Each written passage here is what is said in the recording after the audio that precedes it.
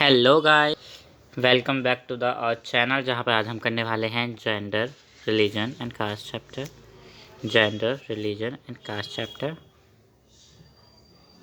What gender, what religion, what caste, इन सबको हम पढ़ेंगे। पॉलिटिक्स में कैसे असर डालती है, हर जगह पे इसका कैसा असर होता है, हमें वुमेन के साथ कितना डिस्क्रिमिनेशन करा जाता है, ये कम मार्क्स का आता है, कम ध्यान से पढ़ना है, पर इंपॉर्टेंट पॉइंट्स को साथ लेते हुए पढ़ना, ठीक है।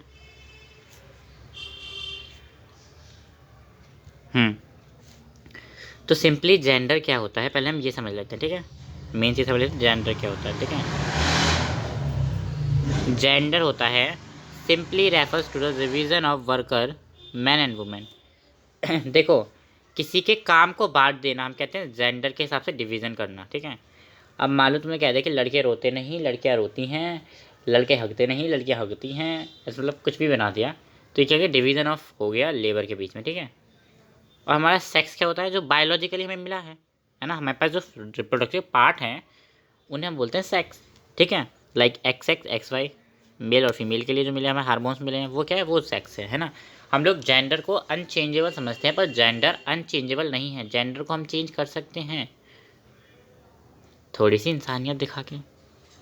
लड़की बाहर काम नहीं करती, ऐसे सिस्टम नहीं चलेंगे, ठीक है।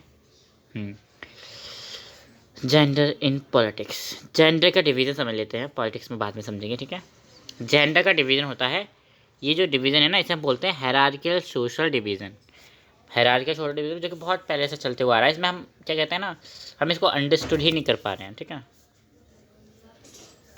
हम समझते हैं कि भाई जो जेंडर है वो हमारा अनचेंजेबल है, उसको हम चेंज नहीं कर सकते, है ना। पर ऐसा नहीं है, हम जेंडर चेंज कर सकते हैं। हम क्या सोचते हैं हम सोचते हैं सेक्सुअल लेबर डिवीज़न में हम सोचते हैं कि हमने जो काम है ना वो अलग अलग मैन और वुमेन में बांट रखा है। जैसे कि मैन आउटसाइड आके वर्क करेंगे, women inside of the home करेंगे, है ना। और हम ये कहते हैं अरे लड़के लड़के घर का काम नहीं करते, ऐसा कुछ नहीं है, ऐसा कुछ नहीं है। लड़के घर का काम नहीं करते ऐसा कुछ नहीं है, लड़के घर का काम कर सकते हैं, औरतें बाहर का काम कर सकती हैं। तो ये क्या हो गया, ये डिवीज़न हो गया। क्वेश्चन आता है कि गर्ल्स को किस किस तरीके से डिवीज़न फेस करना पड़ता है। PYQ है, नोट डाउन कर लो। उनमें क्या लिखोगे, sexual division of labour face करनी पड़ती है सबसे पहले उन्हें, ठीक है। ठीक है, देखो हम क्या देखते हैं कि वुमेन ना सबसे ज़्यादा काम करती हैं, घर के अंदर भी घर के बाहर भी। देखो रूरल एरिया में जो होता है ना, वुमेन्स होती हैं बाहर दूर दूर जाके पानी लेके आती हैं, घास काट के आती हैं, बकरी को घास खिलाती है, भैंसों को घास खिलाती हैं, है ना। और जो अर्बन एरिया में वो क्या कहते हैं डोमेस्टिक हेल्प का काम भी करती हैं, ऑफिस में जाके काम भी करती हैं हमारी वुमेन्स। तो हमारी वुमेन्स बहुत आगे जा रही हैं, उन्हें रोको मत, उन्हें जाने दो, ठीक है। उन्हें रोको मत, उन्हें जाने दो। बट फिर भी वो काम तो कर रही हैं हमारी, मतलब कि आज भी बहुत सारी वुमेन्स काम कर रही हैं, पर अभी भी उन्हें उतनी वैल्यू नहीं मिलती। उनके काम की जो वैल्यू मिलनी चाहिए ना वो नहीं मिलती। क्यों, डिवीज़न ऑफ लेबर बताया तो, जितना मैन को पेड करा जाता है उतना वुमेन को पेड नहीं करा जाता। ऐसी कई जगह मैंने भी देखा है। वुमेन्स जो होती है ना वो सारा घर का काम क्या करती हैं, फ्री में करती हैं। पर वहीं पर अगर हमारा लड़का जो है वो कहीं का शेफ बन जाए तो उसको पैसे मिलते हैं, अगर वो टेलर बन जाए तो उसे पैसे मिलते हैं, कुक बन जाए तो उसे पैसे मिलते हैं। गर्ल्स को इन सब चीज़ों के लिए पेड नहीं किया जाता, है ना।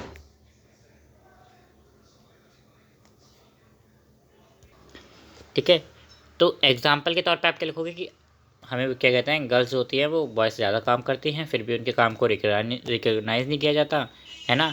और क्या करती हैं, और उनको कम वैल्यू मिलती है, कम पैसा मिलता है। ये सब क्या एग्जाम्पल रखने पड़ेंगे आपको पेपर में, ठीक है, याद रखना। और ये भी माना जाता है कि बहुत सारी स्टडीज़ के साथ में ये माना जाता है कि सिर्फ जो मैन है ना उनका वो पार्टिसिपेशन जो है वो पब्लिक एरियाज फेयर्स में ऑफिस में ज़्यादा है as compare to womens, womens में कम है, ठीक है। पॉलिटिक्स में ये जो जेंडर का मुद्दा है ये कब उछलता है, कैसे उछलता है, ये कीड़े की तरह है जो पीछे जाता है उछल जाता है, ठीक है। पॉलिटिक्स में ये बहुत उछलता है। वुमेन्स ने बहुत डिफ़िकल्टी फेस करी है भैया अपनी चीज़ों को लेकर, डिमांड्स को लेकर, ठीक है। ये पॉलिटिक्स में कैसे उछलता है देखो, तो सर डिमांड समझ लेते हैं। वुमेन्स सबसे पहले क्या, हमने पढ़ा था फ्रेंच रेवोल्यूशन में कि वुमेन्स को अधिकार नहीं था वोट डालने का, है ना। उस टाइम इंडिया में भी ऐसी था, है ना। कांग्रेस भी उन्होंने सिंबल फिगर की तरह रखती थी, हमने पढ़ा नेशनलिज्म इन इंडिया में, है ना। तो उन्होंने क्या मांगे, उन्होंने अपने लिए वोटिंग राइट्स मांगे, उन्होंने अपने लिए करियर एजुकेशनल अपॉर्चुनिटीज़ मांगी, उन्होंने रेडिकल्स मूवमेंट चलाया। रेडिकल्स का मीनिंग क्या होता है, हम पढ़ के आते हैं सोशलिज्म इन रशिया में, क्लास 9th का चैप्टर था, सेकेंड, है ना, हिस्ट्री का, उसमें पढ़ा था radicals, conservative and liberal. Liberal जो सिर्फ अपने लिए फ्रीडम चाहते हैं, कंजर्वेटिव जो कि मोनार्ची चाहते हैं, राजा रानी का पाठ, और रेडिकल्स जो मैन और वुमेन को इक्वल राइट्स देना चाहते हैं, ठीक है। तो इन्होंने रेडिकल मूवमेंट करे, ठीक है। फेमिनिस्ट मूवमेंट भी हम इन्हें बोलते हैं। मैन और वुमेन का इक्वल होना क्या कहलाता है, फेमिनिस्ट मूवमेंट कहलाता है, ठीक है। The feminist movement is a social movement that aims to equal rights, equal opportunity for men and women। इसका रिजल्ट क्या निकला, हमें कई जगह देखने को मिला वुमेन का पब्लिक रोल में पार्टिसिपेशन बढ़ा, इतना भी नहीं बढ़ा पर बढ़ा, ठीक है। आज हम देख सकते हैं अपने आसपास कि आसपास आजकल के वुमेन जो है वो साइंटिस्ट भी हैं, डॉक्टर भी हैं, इंजीनियर भी हैं, लॉयर भी हैं, ऑल्सो मैनेजर एंड टीचर भी है, ठीक है। In some parts of world, for example ये जो हमारी कुछ कंट्रीज़ हैं, है ना, स्विट्ज़रलैंड, नॉर्वे जैसी ना कुछ हमारी कंट्रीज़ हैं, वहाँ पर वुमेन्स का पार्टिसिपेशन बहुत ज़्यादा है, वेरी हाई, है ना। वुमेन का पार्टिसिपेशन जो है बहुत ज़्यादा है इन कंट्रीज़ के अंदर, ठीक है, एज़ कम्पेयर टू मैन। पर कुछ कंट्रीज़ ऐसी हैं, इंडिया जैसी, जो कि पैट्रियार्कल सोसाइटी कहलाई जाती हैं, जहाँ पर मेल डोमिनेंट हो, उसे हम बोलते हैं पैट्रियार्कल सोसाइटी, ठीक है। जहाँ पे मर्दों की चलती हो, उस सोसाइटी को हम बोलते हैं पैट्रियार्कल सोसाइटी। जहाँ पे अभी भी देखा जाता है कि मैन की चलती है, किसमें होता है ना। मैं अभी अपने उनसे उनसे पूछ के बताऊँगी कि मैं वहाँ जाऊँगी या नहीं जाऊँगी। ये तरीके की बातें इंडिया में होती हैं, ठीक है। देखो 54% ऑफ वुमेंस एजुकेटेड होते हैं, जिनके पास लिटरेसी रेट होता है, तो पढ़ी लिखी होती हैं। 76% पढ़ी हुई नहीं होती, ठीक है। और कभी कभी तो उनको जो वो वैल्यू कर रही हैं, मान लो कोई मैन कर रहा है वही काम, और वही काम कोई वुमेन कर रही है, मैन को मिल रहे हैं 30,000, वुमेन को मिल रहे हैं 15,000, ठीक है, ठीक है। इसी के लिए हमारा एक्ट लगाया गया 1976, जिसमें हमने इक्वल वेजेस प्रोवाइड करे, किसको, इक्वल वर्क के लिए। जब एक जैसा काम करे तो एक जैसा पैसा मिलना चाहिए मैन और वुमेन को, ठीक है।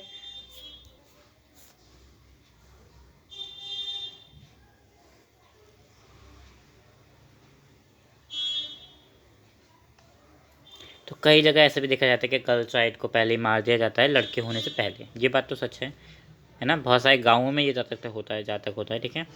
और बहुत सारी जगहों पर तो वायलेंस भी होता है अगेंस्ट वुमेन, है ना। पर्टिकुलर जगह पे, वहाँ पे वुमेन सेफ भी नहीं है, अनसेफ होती हैं ज़्यादा वुमेन्स, ठीक है। अब आते हैं वुमेन्स पॉलिटिकल रिप्रेजेंटेशन। वुमेन्स का पॉलिटिकल्स में रिप्रेजेंटेशन क्या है, issue related to womens as well other ways are not give, इतनी अटेंडेंस है नहीं वुमेन्स की, ठीक है। इन द इंडिया लेजिस्लेशन में वुमेन्स का पार्टिसिपेशन बहुत लो है, जितना लो हो सकता है, ठीक है। एग्जाम्पल के लिए womens members in Lok Sabha touch is 14% समझो, ठीक है। Basic total strength of the 1990 share the assembly less than 5% है। बताओ, इससे आगे बढ़ी नहीं रही हमारी कंट्रीज़ में वुमेन का पार्टिसिपेशन। ये देखो वुमेन, ये है main line, average line world की, जहाँ पर वुमेन्स का पार्टिसिपेशन है, वुमेन्स अच्छी हैं। और हम उन स्लाइस के सबसे नीचे आते हैं, सबसे ही नीचे आते हैं हम। क्यों हम नीचे हैं, क्यों हैं हम नीचे, क्यों हैं हम नीचे?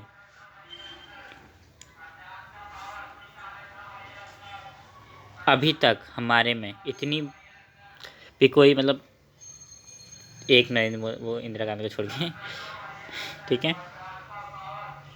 बहुत ही कम होता है जब जहाँ तक मेल होते हैं, वरना वुमेन्स तो बहुत ही कम होती हैं जो चीफ मिनिस्टर या प्राइम मिनिस्टर बनती है। ठीक है, अब इसका सॉल्यूशन क्या है, हम क्या करें? हमें फेयर अपॉर्चुनिटीज़ देनी चाहिए वुमेन्स को, फेयर फेयर प्रपोजिशन चाहिए वुमेन को इलेक्शन में खड़ा करना चाहिए वुमेन्स को। अब वो देनी चाहिए, पावर्स, वुमेन के पास भी पावर होनी चाहिए। इसी पावर्स को देने के लिए पंचायती राज में हमने क्या करा, 1/3 सीट रिजर्व करा दी। ठीक है, म्यूनसिपल कॉरपोरेशन में भी किन के लिए वुमेन्स के लिए, लोकल गवर्नमेंट में भी, पंचायत में भी, म्यूनसिपल कॉरपोरेशन में, ताकि वुमेन्स आगे आएँ और बढ़े। और 10 लाख इलेक्टेड वुमेन,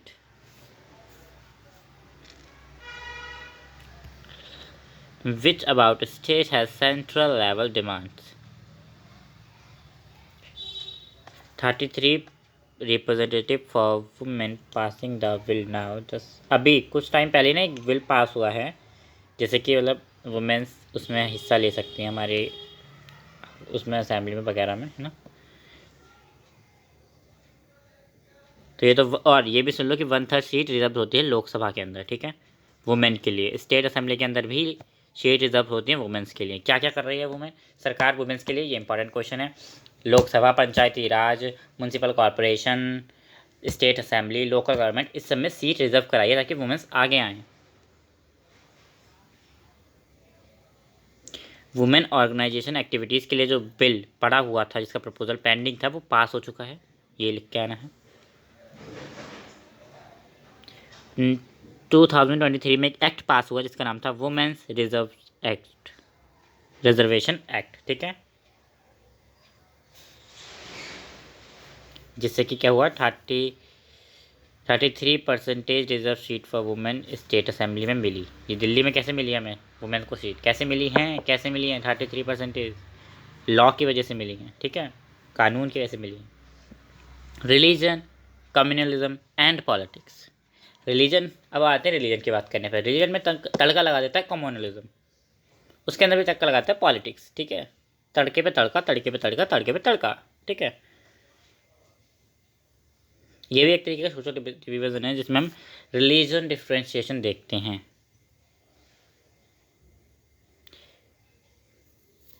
पूरे वर्ल्ड में आजकल रिलीजन के ऊपर दंगे फसादें हो रही हैं,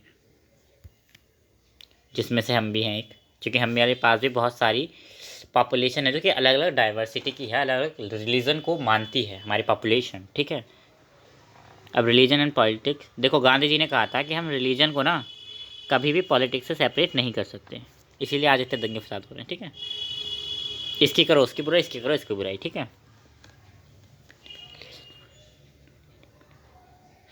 अगर हम रिलीजन की बात करें तो हम किसी एक रिलीजन को नहीं लेते, हम मोरल वैल्यूज़ को भी लेते हैं, ऑल रिलीजन्स को लेते हैं, हिंदुइज्म, इस्लाम जैसे रिलीजन्स को लेते हैं। ठीक है,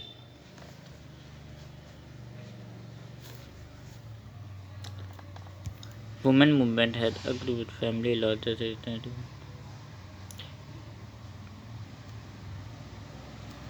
इक्वलिटी बनाने के लिए हमने क्या करा, हमने बहुत सारे लॉ भी पास करे, जैसे राइट टू इक्वालिटी। अगर मुस्लिम ने कोई जुर्म करा है तो उसे भी उतनी ही सज़ा मिलेगी जितनी हिंदू ने करा है, साफ सीधी बात। अगर हम मान लो रिलेशनशिप है हमारे पॉलिटिक्स में और रिलीजन में, तो ये गुड है हमारी चीज़ों के लिए, it is good for democracy. तो आइडियली हम पॉलिटिक्स को कभी सेपरेट कर नहीं सकते रिलीजन से, तो ये गुड है। जो ऐसी चीज़ों को हैंडल कर पाएगा वही तो हमारे देश का नेता बनेगा। उसे इतना समझ होना चाहिए कि हाँ भाई, रिलीजन को हम कभी भी अलग नहीं कर सकते हैं। That is good. अब आते हैं कम्युनलिज्म। कम्युनलिज्म होता है जब तुम अपने धर्म को अच्छा मानो, बाकी सब धर्म को मानो बकवास। इसलिए कम्युनलिज्म क्या है, कम्युनलिज्म एक रॉन्ग फीलिंग है।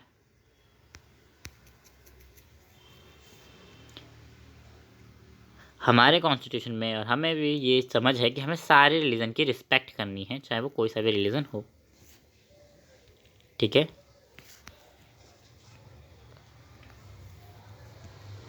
आज भी लोग सोचते हैं हम तो भैया अपने रिलीजन करेंगे, है ना।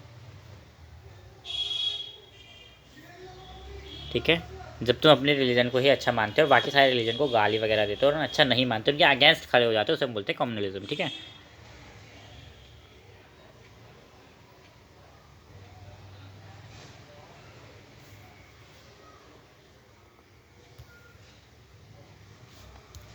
The followers in particular religion being must any communist.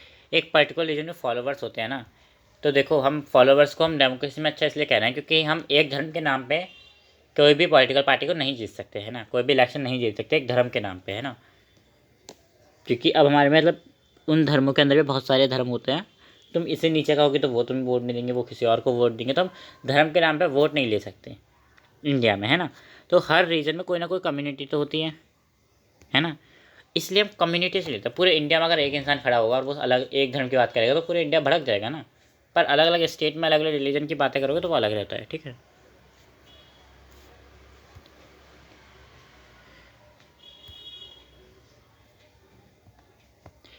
Different religions हो तो एक same different religion can not be possible same social community, it the follower difference. देखो डिफरेंट रिलीजन है, ये ज़रूरी नहीं कि डिफरेंट रिलीजन हो तो वो सेम कम्युनिटी में नहीं रह सकते। रहते हैं हमारे यहाँ हिंदू मुस्लिम कई जगह बहुत अच्छे से भी रहते हैं, कई जगह बहुत दंगे फसाद करके भी रहते हैं।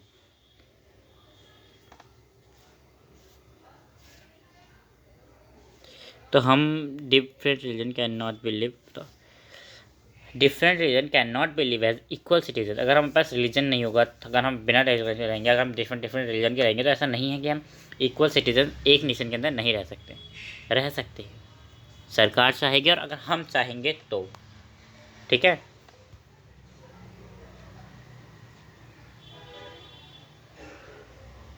और रिलीजन के अंदर भी सभी के रोल अलग होते हैं, आइडेंटिफाई होते हैं, पोजीशन आइडेंटिफाई होती हैं।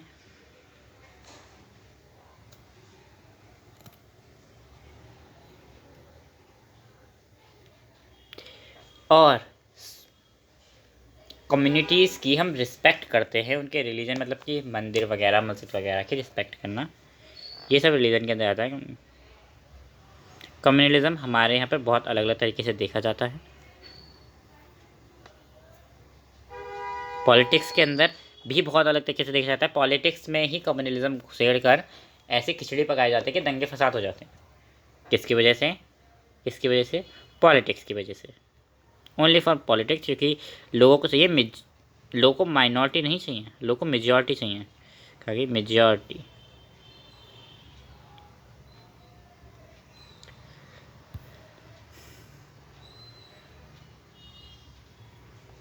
अब कुछ जगह से सिंबल्स और रिलीजन के लीडर्स खड़े हो जाते हैं, है ना, जिस वजह से हम ना क्या करते हैं कि अगर पॉलिटिक्स में खिचड़ी पकानी है तो कहीं कहीं ना सिंबल्स ही ऐसे रख लेते हैं जो कि किसी धर्म को बिलोंग करते हैं, किसी धर्म को बिलोंग कर रहे हैं, है ना, इस तरीके से।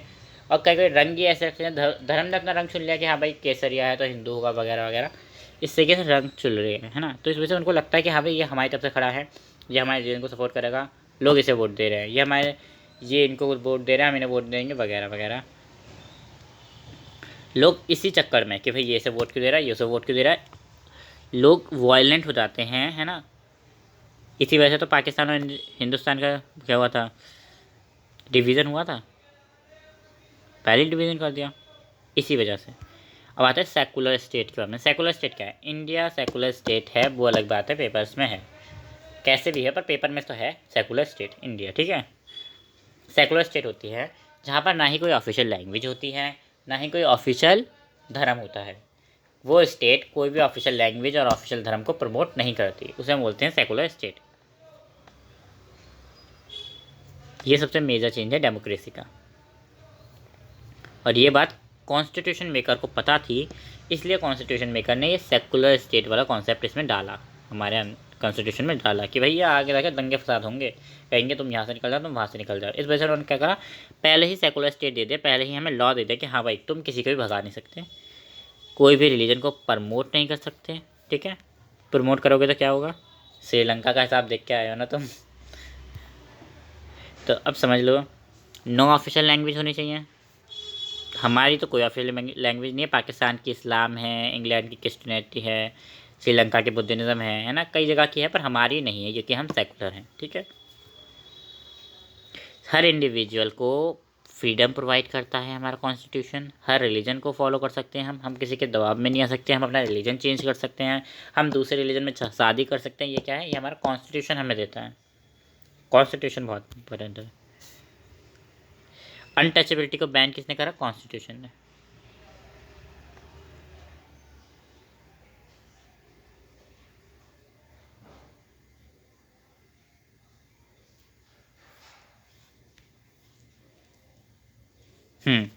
सेकुलर, जो हमारा सेकुलरिज्म है, is not a just ideology, ठीक है, नॉट जस्ट आइडियोलॉजी। हमें ये मतलब परफॉर्म भी करते हैं हम, ये हमने ऐसा कुछ रखा तो है नहीं, है ना, हम परफॉर्म भी करते हैं। पर प्रॉब्लम क्या आ जाती है कि सेकुलरिज्म कॉन्स्टिट्यूशन इंपॉर्टेंट तो है पर नेसेसरी नहीं है। लोग समझते नहीं नेसेसरी है ये नहीं। इस प्रॉब्लम का सॉल्यूशन क्या होगा? अगर हम डेली लाइफ में देखें तो रिलीजन बेस्ड पे अगर हम लोगों को प्रोपेगेंडा बेट से हटा दें, है ना, थिंकिंग करने का मौका दें, तो लोग भी सेकुलर हो जाएंगे, है ना। यही है कि हमें प्रोपेगेंडा क्रिएट नहीं करना है, ऐसा कि हाँ भाई उस हिंदू ने ये बोला। लोग आजकल डालते भी वही क्लिप है ना, पूरी क्लिप नहीं डालेंगे, डालेंगे आधी क्लिप कि हाँ भाई ये मुसलमान इतना बेकार है, ये हिंदू इतना बेकार है। आधी आधी क्लिप डाल कर लोगों को भड़का देते हैं। अब आते हैं कास्ट की बारी। कास्ट इनइक्वालिटी, कास्ट में इनइक्वालिटी बहुत पहले से चलती हुई आ रही है। अनटचेबिलिटी भी कास्ट में बहुत पहले से लड़े, नीची जात, ऊंची जात, इधर की जात, उधर की जात, इधर से आई उधर से आई, भाड़ में गई जात, ठीक है। जेंडर रीजन तो है ही, पर एक स्पेशल हमारा है जो कि है कास्ट डिवीजन, बहुत ही स्पेशल है। आज भी हम कहीं कोई दूसरे कास्ट के अंदर शादी नहीं कर सकते। क्यों?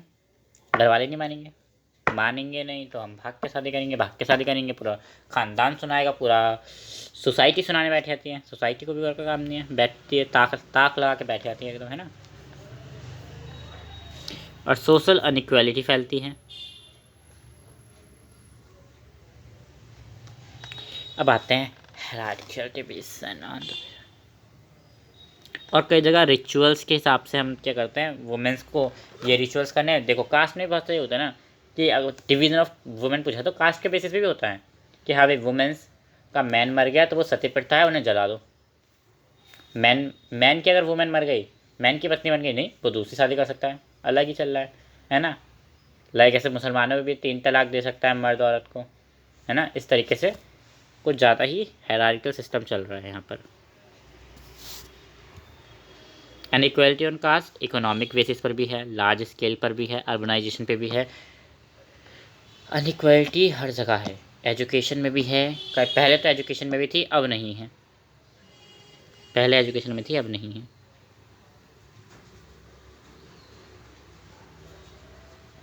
केस ऑफ कॉलोनियलिज्म वो एक तरीके से कास्ट के अंदर भी परफॉर्म होता है। लोग कास्ट को भी पॉलिटिक्स से अलग नहीं कर सकते हैं। कोई कोई पार्टीज ऐसी खड़ी होती हैं कि जो चाहते क्या कि पीछे वाली कास्ट आगे आए, बैकवर्ड क्लासेस आगे आए, उनके लिए क्या करती है, सीट रिजर्व करवाते हैं, है ना।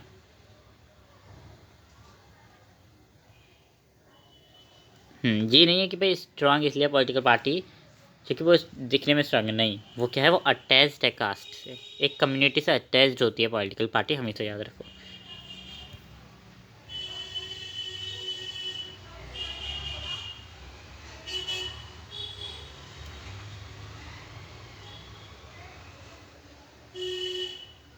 यार घर में चूहे घुस चुके हैं। हाँ, तो कास्ट ग्रुप जो है हमारा पॉलिटिक्स का, अब तो हमने बहुत कम कर दिया है। हाँ भाई हर एक इंसान का हर एक वोट है, एक वोट है। यूनिवर्सल अलर्ट फ्रेंचाइज आ चुकी है कि 80+ से जो भी ऊपर है सब वोट दे सकते हैं, सबका एक वोट है।